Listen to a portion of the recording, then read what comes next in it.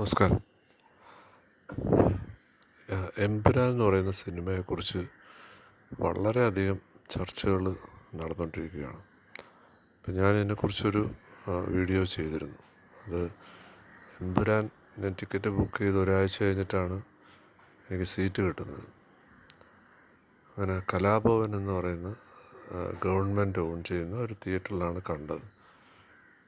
അപ്പം ഞാൻ അതിനകത്ത് പറഞ്ഞിരുന്നു വളരെ പൂർ പിക്ചർ ക്വാളിറ്റിയും സൗണ്ട് ക്വാളിറ്റിയാണ്. അപ്പം അതിന് അടുത്ത ദിവസം ഞാൻ കഴിഞ്ഞ ദിവസം ഏരിയസ് പ്ലസ് എന്ന് പറയുന്ന തിയേറ്ററിൽ, അതായത് ബാഹുബലിയുടെ പ്രൊഡ്യൂസർ വന്ന് കണ്ട ഒരു തിയേറ്ററാണ്. അപ്പോൾ അവിടെ 4K പ്രൊജക്ഷനാണ്, 2 പ്രൊജക്ടറിലൂടെയാണ് അവിടെ പ്രൊജക്റ്റ് ചെയ്യുന്നത്. അങ്ങനെ ഞാൻ ചെന്ന് കണ്ടു. ശരിക്കും നമ്മൾ ആ തിയേറ്ററിൽ ഈ സിനിമ കാണുമ്പോഴാണ് ഈ ഒരു സിനിമ നമ്മൾ ഒരു ആസ്വാദന ലെവലിലേക്ക് നമുക്ക് എന്തൊരു ദൃശ്യങ്ങളാണ്. അതായത് ശരിക്കും പറഞ്ഞാൽ മഴ പെയ്യുന്ന സീനിൽ നമ്മളിങ്ങനെ മഴവെള്ളം വീഴുന്നത് നമ്മുടെ നേരിട്ട് കാണുന്ന ഒരു കാഴ്ച പോലെയാണ്. ഇത് ഞാൻ ബാഹുബലി കണ്ടപ്പോഴും ഞാൻ ഈ തിയേറ്ററിൽ കണ്ടപ്പോഴും ഞാനിത് എക്സ്പീരിയൻസ് ചെയ്തത്. അത് നമുക്ക് വാക്കുകൾ കൊണ്ട് പറയാൻ പറ്റത്തില്ല. അത് എന്തായാലും പറയുന്നത്, ഒരിക്കൽ പോലും ചിക്കൻ ബിരിയാണി കഴിച്ചിട്ടില്ലാത്ത ഒരാളുടെ അടുത്ത് നമ്മൾ ചിക്കൻ ബിരിയാണിയെക്കുറിച്ച് വിവരിക്കുന്ന നടക്കണം, അല്ലെങ്കിൽ പാസ്ത ഒരിക്കൽ പോലും കഴിച്ചിട്ടില്ലാത്ത ഒരാളോട്, അല്ലെങ്കിൽ ന്യൂഡിൽസ് കഴിച്ചിട്ടില്ലാത്ത ഒരാളോട്. അപ്പോൾ ഇത് ശരിക്കും പറഞ്ഞാൽ സിനിമയെക്കുറിച്ചുള്ള ചർച്ചകളല്ല നടക്കുന്നത്.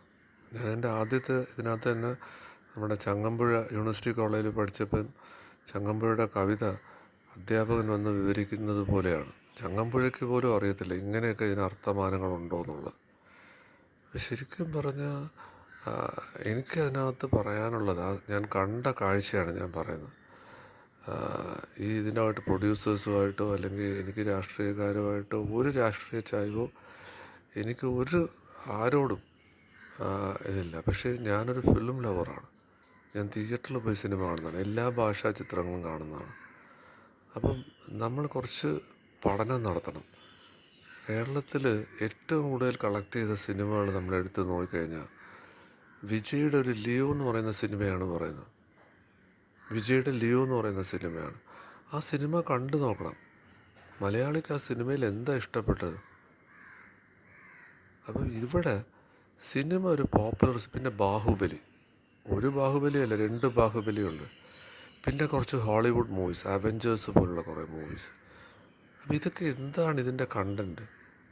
ഇനി മലയാളി ഏറ്റവും കൂടുതൽ മലയാള ഇൻഡസ്ട്രി കളക്ട് ചെയ്ത മോഹൻലാലിൻ്റെ ആദ്യത്തെ സിനിമ ദൃശ്യം എന്ന് പറഞ്ഞാൽ ഏറ്റവും കൂടുതൽ കളക്ട് ചെയ്ത ആദ്യത്തെ സിനിമ ദൃശ്യം 85 കോടിയാന്ന് പറയുന്നത്. പുലിമുരുകൻ 100 ക്രോസ് ചെയ്തു. ലൂസിഫർ 150 ക്രോസ് ചെയ്തു. പിന്നെ ഇവർ പറയുന്ന മഞ്ഞുമല ബോയ്സ് 225 എന്ന് പറയുന്നത്, ഇപ്പോൾ പറയുന്നത് അതില്ലാത്ത ടിക്കറ്റ് ഉണ്ടാക്കിയിട്ടാണ്. അതിൻ്റെ കളക്ഷൻ റെക്കോർഡ് കറക്റ്റല്ല. പോട്ടെ, ഇവർ പറയുന്നത് 220 ആണെങ്കിലും എമ്പുരാൻ 250 ക്രോസ് ചെയ്തു, 300 ആയെന്നൊക്കെ പറയുന്നു. അതൊക്കെ അവിടെ നിൽക്കട്ടെ. ഇതിന് 500 കോടിയോ 1000 കോടിയോ കളക്ട് ചെയ്യട്ടെ. ഇത് അരുന്ധതി റോയ്ക്ക് ബുക്ക് പ്രൈസ് കിട്ടി, അല്ലെങ്കിൽ വേൾഡിലെ ഏറ്റവും വലിയ പ്രൈസ് കിട്ടി. അരുന്ധതി റോയുടെ ബുക്ക് വായിച്ചാൽ എത്ര പേർക്ക് മനസ്സിലാവും? ഞാൻ ഇംഗ്ലീഷ് പറയും, ഇംഗ്ലീഷ് വായിക്കുന്ന ഒരാളാണ്. പക്ഷേ എനിക്കത് വായിച്ചിട്ട് മനസ്സിലായില്ല. ഒരു സെൻറ്റൻസിൽ പല വാക്കുകളും നമ്മൾ കേട്ടിട്ട് പോലുമില്ല. ഇത് സുകുമാർ അഴീക്കോട് പ്രസംഗിക്കുന്ന പോലെയാണ്, ചില സാഹിത്യകാരന്മാർ പ്രസംഗിക്കുന്നതല്ല. ബുക്ക് കൊള്ളാം, പക്ഷേ നമുക്ക് മനസ്സിലാവണ്ടേ? കേരളത്തിൽ അവാർഡ് കിട്ടിയ, നാഷണൽ അവാർഡ്, നിർമ്മാല്യം തൊട്ട് അവാർഡ് കിട്ടിയ പല സിനിമകൾ ഞാൻ കണ്ടിട്ടുണ്ട്. എനിക്കൊന്നും മനസ്സിലായിട്ടില്ല. ഇപ്പോഴും ഞാൻ ഇട്ട് നോക്കുകയാണ്. ഒരു കാക്ക ഇങ്ങനെ വിളിക്കുന്നു, 5 മിനിറ്റ് കാക്കയുടെ ശബ്ദം. ഇത് അവാർഡ് കിട്ടിയിട്ടുണ്ട്. ഇപ്പോൾ ഈ സിനിമ ഇങ്ങനെയുള്ളതല്ല എമ്പുരാൻ എന്ന് പറയുന്നത്. ഏറ്റവും കൂടുതൽ കളക്ട് ചെയ്യുന്ന സിനിമ എന്ന് പറയുന്നത് വേറൊരു ലെവലാണ്. ഇനി ദൃശ്യം ഇറങ്ങിയപ്പോഴും ദൃശ്യം മോഡൽ ക്രൈം ഇറങ്ങിയിട്ടുണ്ട്. സിനിമ കേരളത്തിനെ ഇൻഫ്ലുവൻസ് ചെയ്തിട്ടുണ്ട്, ഒരു സംശയം വേണ്ട അക്കാര്യത്തിൽ. ആരും, ഇത് ഞാൻ സ്റ്റാറ്റിസ്റ്റിക്സ് വെച്ച് പറയുന്നതാണ്, അല്ല മോഹൻലാലിനെതിരെ പറയുന്നതല്ല.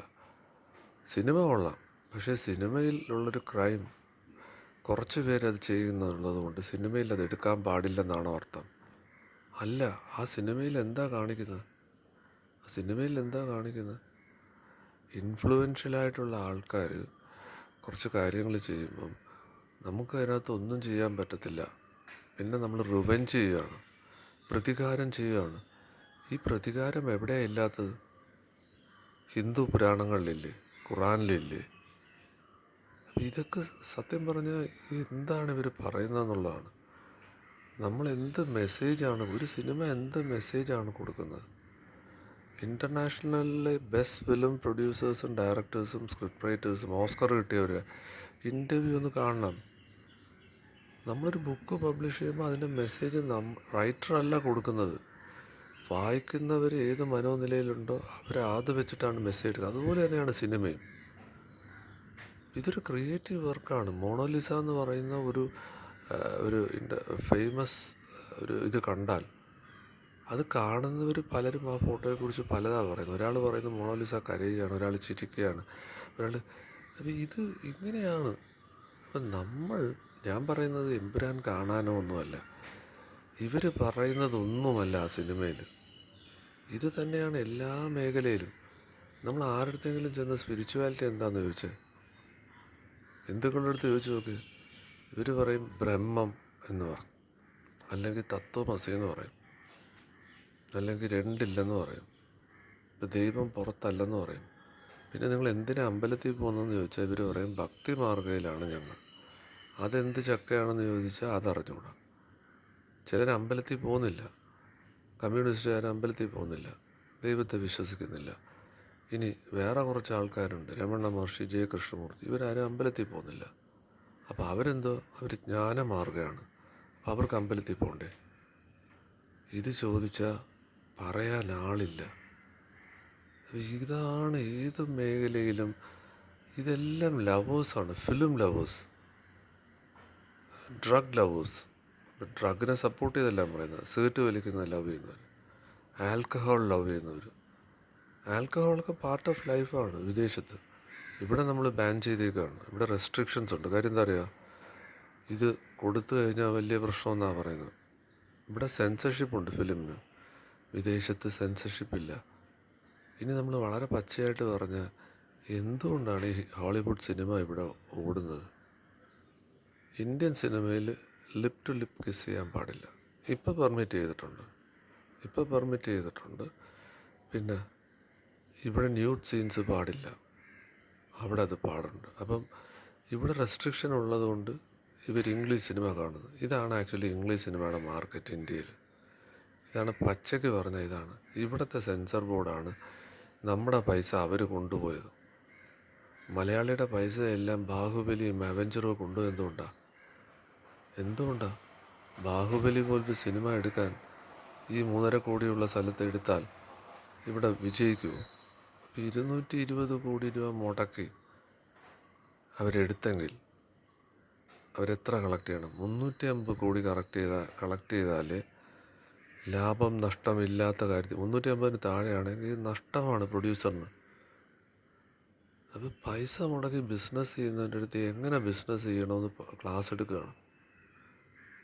സത്യത്തിൽ കഷ്ടമുണ്ട്. എന്തിനും ഏതിനെയും കുറിച്ച് അഭിപ്രായം പറയുക. കേരളം, ഇവിടെ എന്തുകൊണ്ട് ഇൻഡസ്ട്രി ഇല്ല, എന്തുകൊണ്ട് ബിസിനസ് ഇല്ല? എന്താണ് വിഷയം? പലരും പല കാരണം പറയുന്നു. ഇവിടെ വർക്ക് കൾച്ചർ ഇല്ലെന്ന് പറയുന്നു. അപ്പോൾ ഇവിടെ തൊഴിലാളികളില്ലാത്തതുകൊണ്ടാണോ? അങ്ങനെയാണെങ്കിൽ ഇവരെങ്ങനെയാണ് ഗൾഫിലും മറ്റിടത്തും പോയി ഇവർ ജോലി ചെയ്ത് ഇവിടെ വന്ന് കോടീശ്വരന്മാരായിട്ട് നിൽക്കുന്നത്? കോടീശ്വരൻ പറഞ്ഞാൽ അങ്ങനല്ല, ഇവിടെ പൈസ ഉണ്ടാക്കാത്തവൻ തെണ്ടി തിരിഞ്ഞ് നടക്കുമ്പോൾ ഇവർ ഗൾഫിൽ പോയി പൈസ ഉണ്ടാക്കുന്നു. ഇപ്പം അമേരിക്കയായി, കാനഡയായി, വിദേശത്ത് പോയി പൈസ ഉണ്ടാക്കുന്നത്. എന്താ ഇവർക്ക് കേരളത്തിൽ പൈസ ഉണ്ടാക്കാൻ പറ്റത്തില്ലേ? അല്ല, ഞാനിവരോട് സംസാരിച്ചിട്ടുണ്ട്. ഇവിടെ സാധ്യമല്ല. ഇവിടെ എന്ത് ചെയ്യാൻ പറ്റും? ഇന്ത്യയിൽ എന്ത് ചെയ്യാൻ പറ്റും? ഇവിടെ സെൻസർഷിപ്പുണ്ട്, ഇവിടെ ലൈസൻസിങ് ഉണ്ട്, ലൈസൻസ് രാജാണ്. അപ്പം നമ്മൾ ഗ്ലോബലൈസേഷൻ എന്നൊക്കെ പറഞ്ഞാലും ഇന്നും ഇനി വിദേശത്ത് പോയാലോ? അല്ല, പടവെട്ടി പന്തളത്ത് നിന്നാൽ അവിടെ പന്തം കൊളുത്തി പ്രകടനമാണ്. സൽമാൻ റുഷ്ടി, അയാൾ മരിച്ചു പോയോ? വർഷങ്ങൾക്ക് മുമ്പ് ഒരു ബുക്ക് എഴുതി, അയാളെ പുറത്തിറങ്ങാൻ സമ്മതിച്ചിട്ടില്ല. അപ്പോൾ വിദേശത്ത് ചെന്നാലും ബുക്ക് എഴുതാൻ പറ്റത്തില്ല, ഇവിടെയാണെങ്കിൽ എഴുതാൻ പറ്റത്തില്ല. അപ്പോൾ ആരാണിത് കൺട്രോൾ ചെയ്യുന്നത്? അതാണ് നമ്മൾ മനസ്സിലാക്കേണ്ടത്. ആരാണ് ഇത് വേൾഡ് ഓവർ കൺട്രോൾ ചെയ്യുന്നത്? സിനിമ റെസ്ട്രിക്റ്റ് ചെയ്യുന്നു, ബുക്ക് റെസ്ട്രിക്റ്റ് ചെയ്യുന്നു, ബിസിനസ് പൊളിക്കുന്നു. ഒറ്റ വേൾഡ് യൂസ് ചെയ്യുന്നത് ഇലുമിനേറ്റി എന്നാണ്. ഇവരാണ് ഇത് കൺട്രോൾ ചെയ്യുന്നത്. മീഡിയ കൺട്രോൾ ചെയ്യുന്നതും എല്ലാം കൺട്രോൾ ചെയ്യുന്നത്. അവർക്ക് ഹിഡൻ അജണ്ടയുണ്ട്. എന്തിനാണ് ഒരു ചർച്ച നടത്തുന്നത്? എന്തിനാണ് ഒരു അമ്പലം നടത്തുന്നത്? എന്തിനാണ് ഒരു മോസ്ക് നടക്കുന്നത്? എന്തിനാണ് ഒരു തിയേറ്റർ നടത്തുന്നത്? എന്തിനാണ് ഒരു സിനിമ ഇറക്കുന്നത്? എന്തിനാണ് ഒരു ബുക്ക് ഇറക്കുന്നത്? ആരെങ്കിലും നന്നാക്കാനാ? അല്ല, ഇത് പ്യുവർ ബിസിനസ് അല്ലേ? നമ്മൾ ആ പള്ളിയിൽ ചെന്നിട്ട് പറയണം അവർ പൈസ പിരിക്കുന്നു, അവർ ഉത്സവം നടത്തുന്നു, അവിടെ ഡാൻസ് നടക്കുന്നു, പാട്ട് നടക്കുന്നു. ഇതുമായിട്ട് ചർച്ചിന് എന്താ ബന്ധം? അമ്പലത്തിന് എന്താ ബന്ധം? ആറ്റുകാൽ അമ്പലത്തിൽ ഞാൻ കണ്ടു കഴിഞ്ഞ ഉത്സവത്തിൽ എന്തൊരു ഡാൻസും ബഹളവും. സിനിമ തോറ്റുപോകും. ഇതെങ്ങനെ എൻ്റർടൈൻ ചെയ്തു? അപ്പോൾ അത് എൻ്റർടൈൻമെൻറ്റാന്ന് പറയുന്നത്. പണ്ട് രാജകുടുംബത്തിൽ ഡാൻസും ഇതും ഉണ്ടായിരുന്ന. ഇനി സിനിമകളിലൊന്ന് ശ്രദ്ധിച്ച് നോക്കി, മലയാള ഇൻഡസ്ട്രി ഒന്ന് ശ്രദ്ധിച്ച് നോക്കി. വില്ലന്മാർ വേണം. ബാലൻ കെ നായരായിരുന്നു ഒരു കാലം വരെ വില്ലന്മാർ. എമ്പുരാനിലെ വില്ലന്മാരെ കണ്ട ഇവർക്ക് വല്ലതും മനസ്സിലാകുമോ? ഒരു പരിചയമില്ലാത്ത മുഖം. ഇനി അതിനകത്ത് ഇംഗ്ലീഷ് വില്ലന്മാരുണ്ട്. അവർ ഇൻ്റർനാഷണൽ ആക്ടേഴ്സാണ്. ഇവിടെയുള്ള മലയാളിക്ക് ഇവിടെ അഭിനയിക്കുന്ന സിനിമയിലെ ആക്ടേഴ്സിൻ്റെ പേര് പോലും അറിയത്തില്ല. എത്ര സിനിമ ഇവർ തിയേറ്ററിൽ ചെന്ന് കണ്ടിട്ടുണ്ട് ഒരു വർഷം? വീട്ടിലെ ചെറിയ സ്ക്രീനിലാണ് കാണുന്നത്. അപ്പോൾ ആദ്യത്തെ സിനിമ ഞാൻ കൈരളിയിൽ കണ്ടത് തിയേറ്ററിൻ്റെ കുഴപ്പമില്ല, അവിടെ 4K പ്രൊജക്ഷൻ അല്ലാന്ന് ഞാൻ മനസ്സിലാക്കിയില്ല. ഞാൻ കഴിഞ്ഞ ദിവസമാണ് അത് എടുത്ത് നോക്കിയത്. പക്ഷേ അവരുടെ തന്നെ ലെനിൻ എന്ന് പറയുന്ന തിയേറ്ററുണ്ട് തമ്പാനൂർ, കൈരളി എന്ന് പറയുന്ന തിയേറ്റർ, അത് 4K ആണ്. അപ്പോൾ അത് എൻ്റെ റോങ് ചോയ്സാണ്. അപ്പം നമ്മളെ കളിപ്പിക്കും. നമുക്ക് വിവരം ഇല്ലെങ്കിൽ നമ്മളെ കളിപ്പിക്കും. അപ്പം എൻ്റെ ഒരു വളരെ ഇതായിട്ടുള്ളൊരു അഭിപ്രായം, ദയവ് ചെയ്ത് മറ്റുള്ളവർ പറയുന്ന കേൾക്കുന്നത്. അവർ ദൈവത്തെക്കുറിച്ച് പറയും, അവർ സാത്താനെക്കുറിച്ച് പറയും, എല്ലാത്തിനെക്കുറിച്ച്. എന്തുവാണ് ഈ സാത്താനിക് വേർഷിപ്പുണ്ട്. വേൾഡിൽ എത്രയോ റിലിജനുണ്ട്. ഞാൻ പേരൊന്നും പറയുന്നില്ല, പേര് പറഞ്ഞ ആൾക്കാർ ആ വഴിക്ക് പോകും. കേരളത്തിലുള്ളവർക്ക് മനസ്സിലാവുന്ന കുട്ടിച്ചാത്താൻ മനസ്സിലാവും. അപ്പം ഇതൊക്കെ ആഭിചാരം, അഥർവവേദം, ഇതെല്ലാം എല്ലാവർക്കും അറിയാവുന്ന കാര്യമല്ലേ? ഇവിടെ അഥർവം എന്ന് പറഞ്ഞൊരു സിനിമ എടുത്ത് അപ്പോൾ പ്രശ്നമില്ല. ഇതിപ്പോൾ ആർക്ക് തൊട്ട്? അവിടെ എടുത്തപ്പോൾ ജീസസ് ക്രൈസ്റ്റിന് തൊട്ട്. ജീസസ് ക്രൈസ്റ്റ് ആരാ? ക്രിസ്ത്യാനിറ്റി ആരാ? അവരാണ് 70% വേൾഡിലെ റിലിജൻ. അവരെ തൊട്ടാൽ അവർ ചെവുക്കുറ്റി നോക്കി കഴിയരും. ഇത്രയേ ഉള്ളൂ. സൽമാൻ റുഷ്ദി ബുക്ക് ആർക്കെതിരെ? ഇസ്ലാമിനെതിരെ. അവരെ തൊട്ടാൽ അവർ ഫിനിഷ് ചെയ്ത് കളയും. അത് തന്നെ ഇപ്പോൾ സംഭവിച്ചത്. ഹിന്ദുക്കളെ എഗെയിൻസ്റ്റാണ് ഈ സിനിമ എന്ന് അവർ പറഞ്ഞു. അതുകൊണ്ട് അവർ സിനിമയുടെ കളക്ഷനല്ല, ആ സിനിമയെ അവർ തകർത്തു. ഒന്ന് ആലോചിച്ച് നോക്കി. ആ സിനിമയൊന്ന് കാണണം. എന്തിനാണെന്ന് പറഞ്ഞാൽ ഇന്ത്യയിൽ ഷൂട്ട് ചെയ്തിരിക്കുന്ന സീൻസ് ഒഴിച്ച് ഇൻ്റർനാഷണൽ സീൻസ് എല്ലാം നോക്കൂ. വേൾഡിലെ നമ്പർ 1 ഹോളിവുഡ് ഫിലിമിനെ തോൽപ്പിക്കുന്ന രംഗങ്ങളാണ്. ഇത് മനസ്സിലാക്കണ്ട. ഇതിൻ്റെ ദൃശ്യമൊന്ന് കണ്ടു നോക്കൂ. എന്തൊരു എക്സ്പീരിയൻസാണ്. ഒരു വേൾഡ് ക്ലാസ് മൂവി. ഈ വേൾഡ് ക്ലാസ് മൂവി എന്ന് പറഞ്ഞാൽ ഇൻ്റർനാഷണൽ ഫിലിം ഫെസ്റ്റിവലിൽ 100, 200, 300 രൂപ കൊടുത്ത ഒരാഴ്ച മൊത്തം സിനിമ കാണാം. ലോകത്തെ മൊത്തം സിനിമ നമ്മൾ കാണണം. എന്നിട്ടാണ് ഞാൻ പോയിട്ടുണ്ട്. ഒന്നല്ല, ഇഷ്ടം പോലെ ഇൻ്റർനാഷണൽ ഫിലിം ഫെസ്റ്റിവലിൽ പോയിട്ടുണ്ട്. സർക്കാരാണ് നടത്തുന്നത്, കേരള സർക്കാരാണ് നടത്തുന്നത്. ഇതൊക്കെ ഒന്ന് കാണണം. അല്ലാതെ സിനിമയെക്കുറിച്ച് അഭിപ്രായം പറയുക. ഈ ഫിലിം ലവേഴ്സാണ് ശരിക്കും. അവർ ഏത് സാധനം, ബുക്ക് വായിക്കുന്ന ഒരാൾ ഒരു ബുക്കും കൊള്ളത്തില്ലെന്ന് പറയത്തില്ല. വെറുതെ ഒരു എഴുത്തുകാരൻ എഴുതത്തില്ല. ഒരു സെൻറ്റൻസ് പോലും എഴുതാൻ പറ്റാത്ത ആൾക്കാർ ഒരു ബുക്ക് എഴുതുന്നതിനെ വിമർശിക്കുകയാണ്. ഇവരെന്ത് വിമർശിക്കുന്നത്?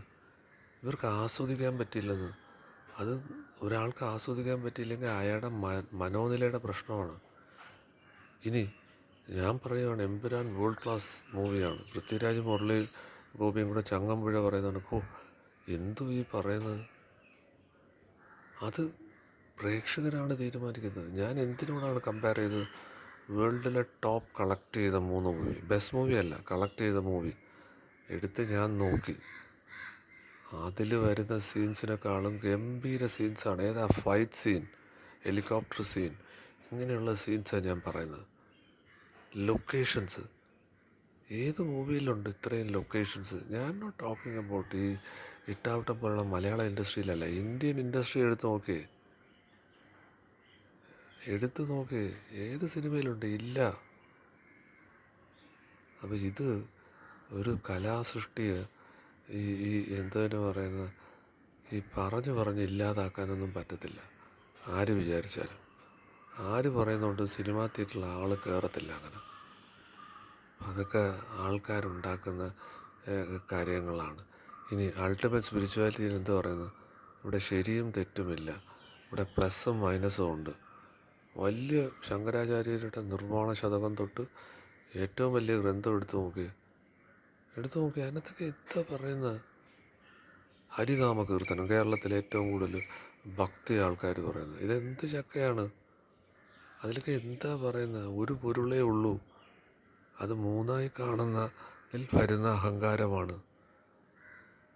അപ്പം ഹൈ സ്പിരിച്വാലിറ്റിയിൽ പോലും അതാണ് പറയുന്നത്, എല്ലാം അക്സെപ്റ്റ് ചെയ്യാൻ, അൺകണ്ടീഷണൽ ലവ്, ശത്രുവിനെ സ്നേഹിക്കൂ, നീ നിന്നെപ്പോലെ നിൻ്റെ അയൽക്കാരനെ സ്നേഹിക്കൂ. ഇതൊക്കെ എന്തിനാ ഇവർ എഴുതി വച്ചിരിക്കുന്നത്? ഒന്നും മാച്ച് ചെയ്യാത്ത കുറേ വാദങ്ങൾ. കോടതിയിൽ ചെന്നാൽ എന്തുവാ?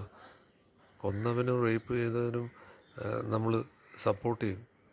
കാര്യം എന്താ? നമ്മുടെ പ്രൊഫഷൻ വക്കീലാണെങ്കിൽ, അഡ്വക്കേറ്റ് ആണെങ്കിൽ അവിടെ നീതി ദേവത പറയുന്നത് എന്താണ്? ഒരു കുറ്റവാളിയെയും ശിക്ഷിക്കാൻ പാടില്ല. മഹാത്മാഗാന്ധിജിയും ഒരു അഡ്വക്കേറ്റ് ആയിരുന്നു. പുള്ളി കൊലപാതകക്കും റേപ്പിനും വേണ്ടി അപ്പീൽ ചെയ്തോ? ഇല്ല. ഇതൊക്കെ അവരവരുടെ കാര്യങ്ങൾക്ക് വേണ്ടി, വക്കീലന്മാരായാലും കൊള്ളാം, ഡോക്ടർമാരായാലും കൊള്ളാം, അവരുടെ വയറ്റുപിഴപ്പിന് വേണ്ടി അവരില്ലാത്ത എത്തിക്സും മൊറാലിറ്റിയും ചെയ്തിട്ട് അവർ പല ന്യായീകരണവും പറയും. Thank you.